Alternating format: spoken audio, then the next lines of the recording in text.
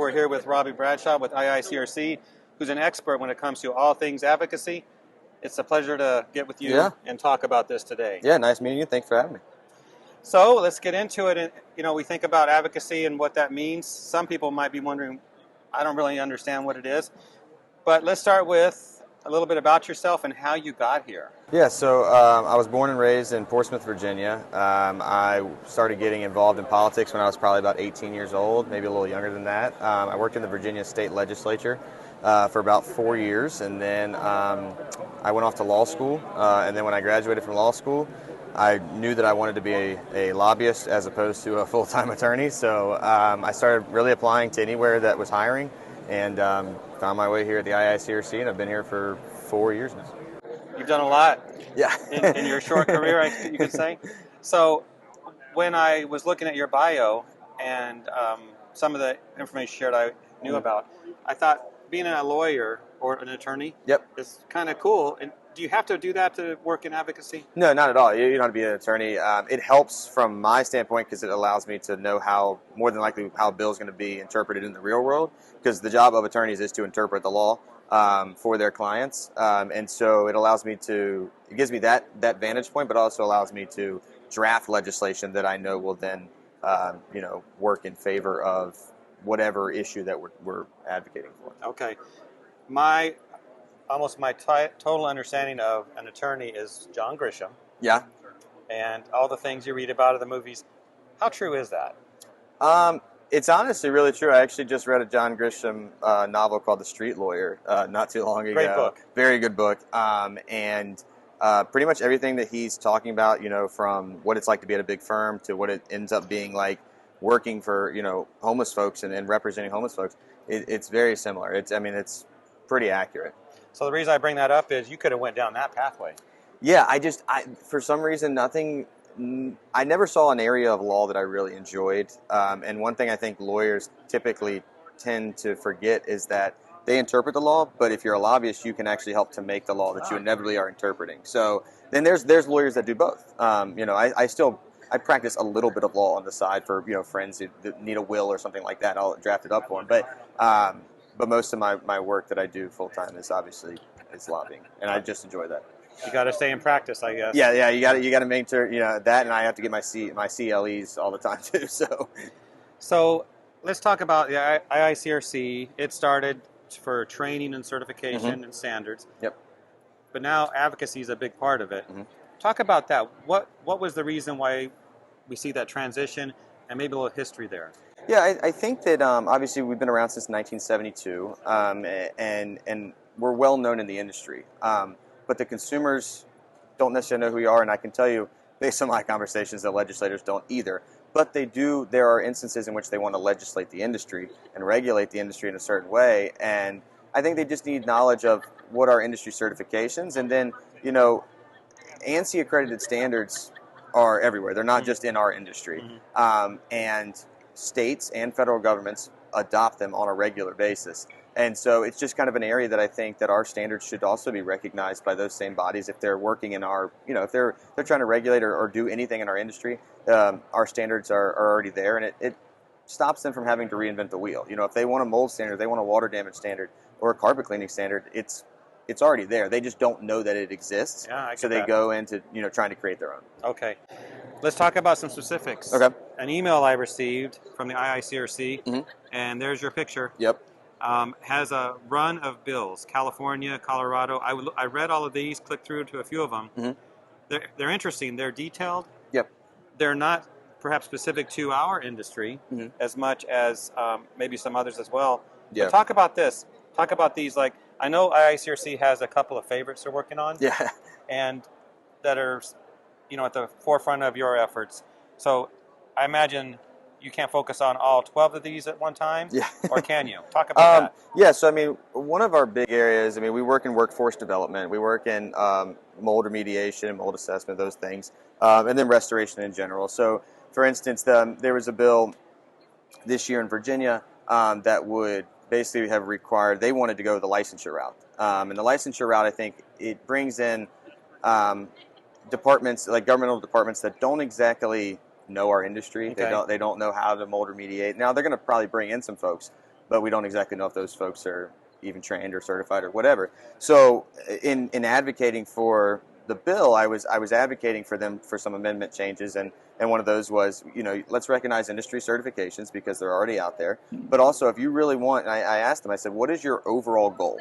They said, well, we want to make sure when someone calls in a mold remediator that they're going to get a good job, like they're going to follow something. And I was like, well, there is a standard that exists, and so now that bill was passed and signed into law, and so you have to have an industry certification, and you have to follow either the EPA guideline or the IICRC's S520.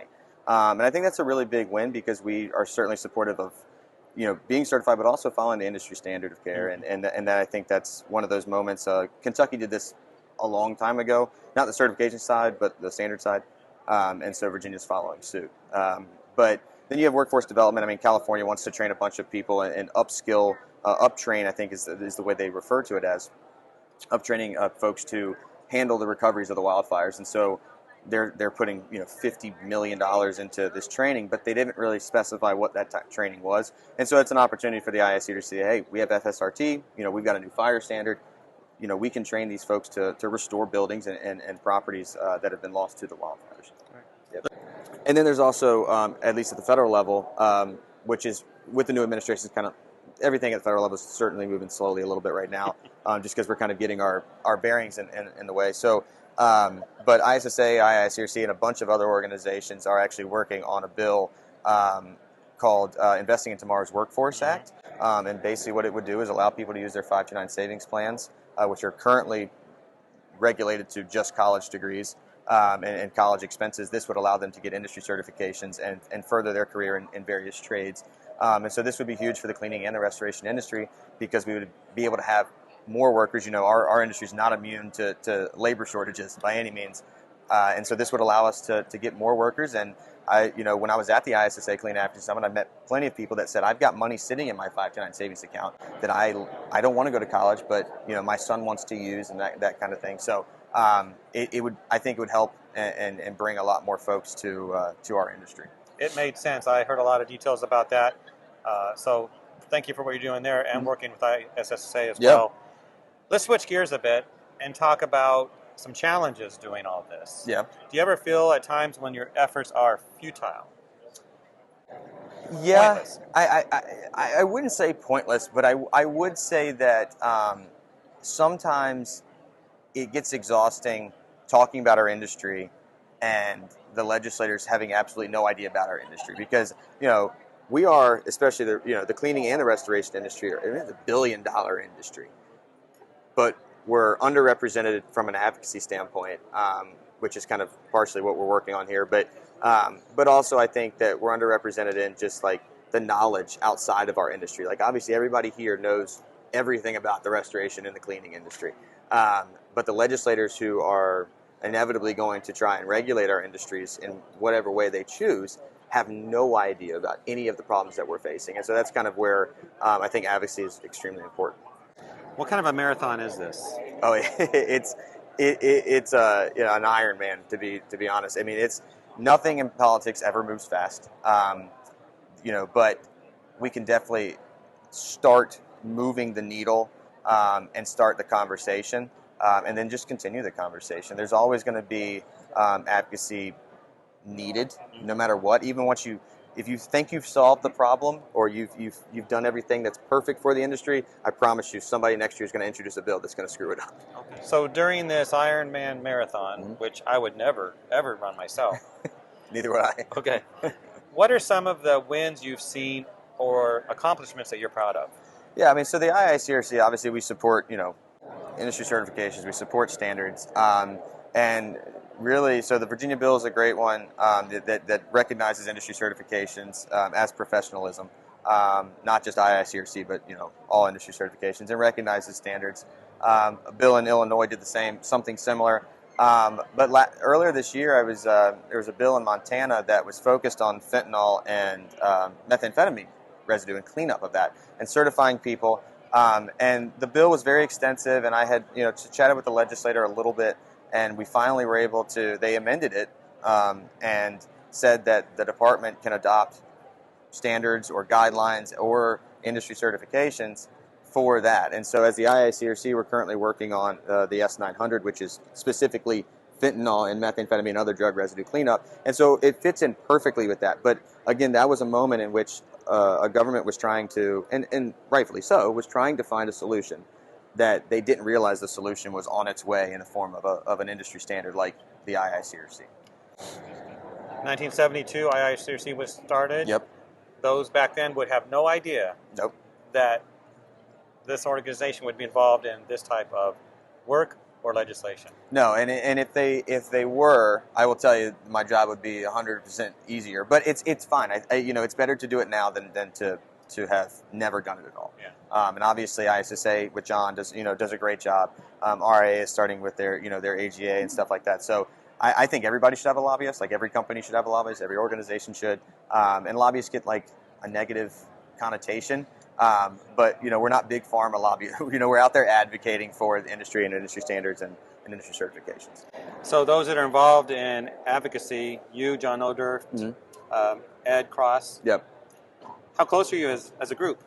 I actually haven't met Ed. I'm supposed to meet him sometime today or tomorrow. Well, good. But I have met with, I am on RA's AGA committee.